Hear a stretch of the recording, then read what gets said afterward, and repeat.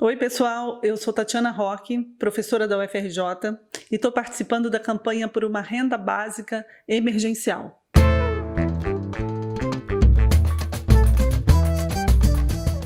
Com a pandemia do coronavírus, todo mundo precisa ficar em casa, isolado, o máximo possível, porque quanto mais rápido a doença se disseminar, pior para o sistema de saúde, porque ele vai ficar sobrecarregado. Só que muita gente pode ficar em casa, outras não. Quem não tem uma renda garantida vai sofrer muito com isso ou vai ser obrigado a sair para trabalhar. Porque muita gente vive de entregas, vive de vender alguma coisa na rua e com a diminuição da circulação, essas pessoas não vão ter nenhum meio de sobrevivência. Então, para contribuir com a contenção da doença e para garantir a sobrevivência dessas pessoas em condições mínimas, a gente precisa de uma renda básica emergencial. O projeto é assim, são R$300 por pessoa para 77 milhões de pessoas que estão cadastradas no Cadastro Único, que é um cadastro que o governo tem para os programas sociais.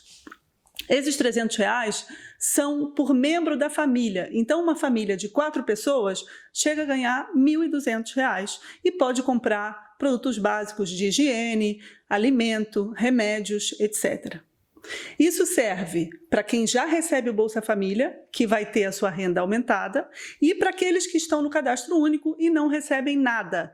A gente chega, assim, a 77 milhões de pessoas. Além disso, tem as pessoas que já trabalharam de carteira assinada e têm um número de identificação social e também podem ser contempladas. Ou seja, a gente consegue atingir 90 a 100 milhões de pessoas com essa medida, a princípio por 6 meses dessa renda básica emergencial.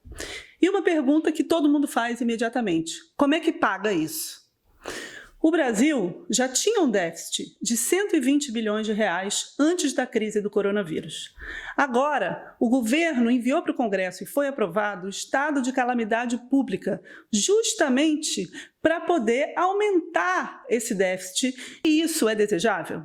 Bom, isso é comum em momentos de crise, em momentos excepcionais, e isso está acontecendo no mundo inteiro.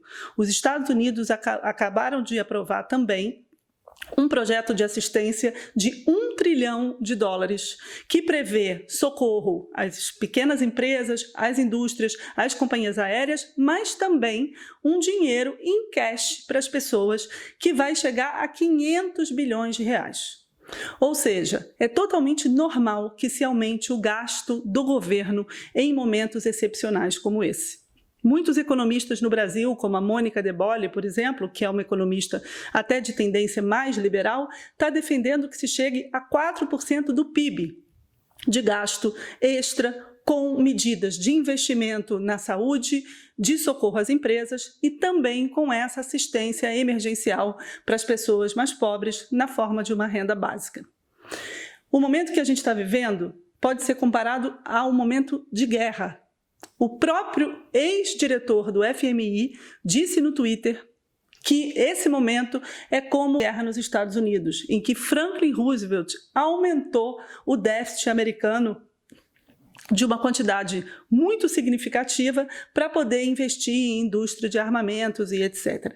Então, isso está acontecendo no mundo inteiro. As pessoas estão recomendando uma renda básica emergencial, inclusive isso foi recomendado pelo relator da ONU, e é totalmente possível fazer isso no Brasil. O próprio governo Bolsonaro anunciou um pacote de medidas que chegaria a 147 bilhões de reais. O problema é que esse pacote prevê uma quantidade muito pequena para essa assistência aos mais pobres.